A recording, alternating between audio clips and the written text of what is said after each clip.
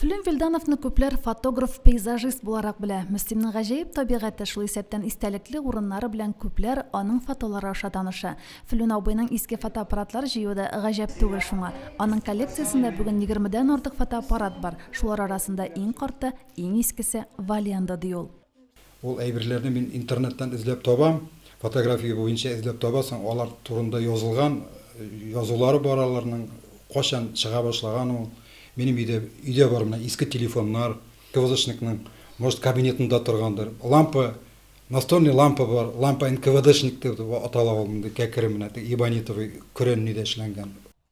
Фотоаппаратлар Вильдановларның шәхси клиникасында саклана. Шул рәвешле биредә үзенчәлекле музей барлыкка килгән. Нәрсә генә юк анда? Совет чорындагы китаплар, вентиляторлар, сугыш чорындагы шырпалар, пионерияга бәйле истәлекләр. Арада иң кызыклылары механик калькулятор һәм календардыр мөгаен. Совет чорында кулланылышта булган әлеге җайланмалар бүген дә хезмәт итә. Патефоннан китте дә бер-ике әйберне шунда безнең клиникада өске этажда куйгач, халык килә бит инде безгә, халык килә, күрә, карар филм, миндә дә бар менә монда иске әйбер, тегендә әйбер бар, менә бу иске әйбер бар.